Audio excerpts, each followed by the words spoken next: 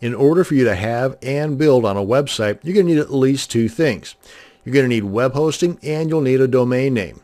Now the domain name can be the trickiest of these two because it requires you to do a little research, and even after you do the research to figure out what you want for your domain name, it may no longer be available.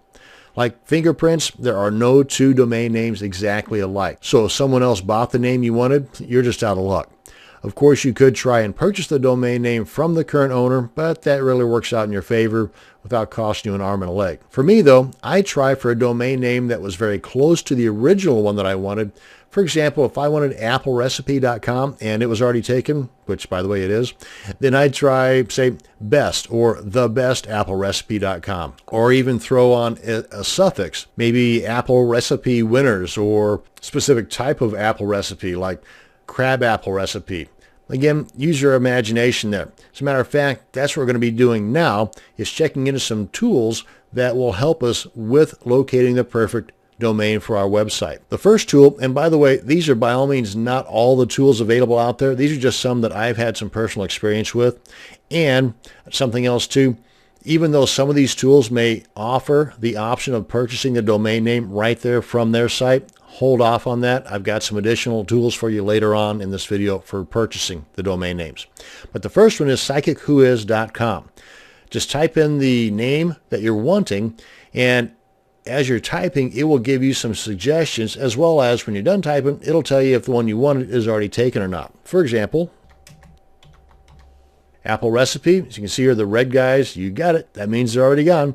AppleRecipe.com, .net, .org, and .us are already taken. But you've got some additional options here that Psychic Who Is tells you is or is not already available. And by the way, unless you think otherwise, I would suggest sticking with just the .com for your domain names, because that's the most popular right now anyway. And they're looking at adding additional extensions as time rolls on, so there's going to be some pretty funky ones out there, like .money, and there's a lot more that are in the works. So for the time being, though, .com is the most popular, and that's one that I would be looking for. So that's Psychic Who Is, and you'll find that a lot of these tools are pretty much the same. Now, Bust a Name is a little more extensive. You can put in some keywords here, and it will do a lot of the research for you. And without spending a whole lot of time on this site, I'm just going to point you over to their video tutorials, and I would definitely check out Bust a Name, bookmark it, and use it. A cool tool is domainsbot.com. Like with Psychic Who Is, you just type in the name here, and it'll start spitting out some suggestions. But they've got some additional tools over here on the left that'll help you out even further too. Synonyms, prefixes, suffixes, I mean all kinds of cool stuff. And you can see right here what is and what is not available. Domain Typer is another fun one. You can find that at domaintyper.com. It'll also spit out some of those funky extensions I was talking about earlier, like applerecipe.pi. Again, I would stay away from these. I would simply stick with the .coms for the time being. And these big bright red boxes, guess what? That means that particular extension is already taken. But if you want to find out more about it, you've got the ability to check out the site, the who is, meaning who owns it currently, and possibly throw them a line and see if they might consider, working out a deal with you. You can see how popular that current site is. That might give you an idea as to how much money they're going to be wanting for it if it's really popular, and so on. And another one here is Moniker. That's at moniker.com. It too has a whole lot of tools working with it, so add this to your bookmarks as well. Another great tool is noam.com, because one thing you should be looking at is brand recognition for your website.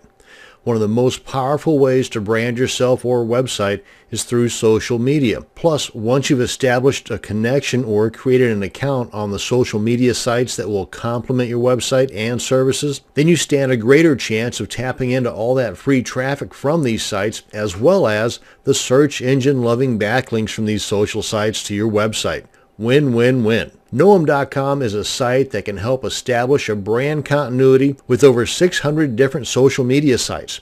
Once you've signed up for your free account, you can then check if your username is being used on any of the 600 social media sites that Noam.com monitors. This way, you'll have a better idea if one of the domain names you're wanting has already been used in a lot of these social media sites. Now you can make a more informed choice as to which domains to go with or to kick off your list. And then we have plenty of tutorials online here as far as how to go about establishing these connections. So by all means, check out noam.com.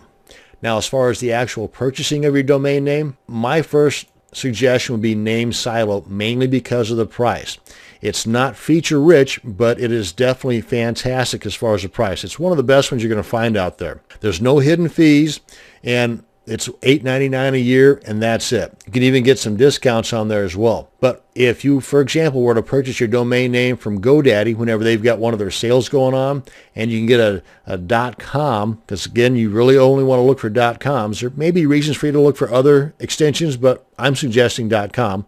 But if you get a .com for, say, 99 cents for the first year, go ahead and purchase it through GoDaddy or whatever, and then after, say, 60 days or so, go ahead and transfer it over to a namesilo.com, and that way you're just getting an additional year added on to the year that GoDaddy gave you for whatever cost this is. And at the time of this recording, it's $8.99. So for $8.99 from NameSilo and the 99 cents you purchased it from, again, using this as an example, GoDaddy, you've now got 2 years paid for on your domain name, and it's now located at NameSilo. Again, it doesn't have a whole lot of features, but if features are what you're looking for and a great price, Namecheap is your company, because Namecheap is great. Their prices just went up recently. It's a little over $10 for a year, but they've also got some additional great services that NameSilo does not. For example, free SSL certificates for the first year. After that, they're really inexpensive too. But even then, you may want to hold off on buying a domain name until you check into web hosting, because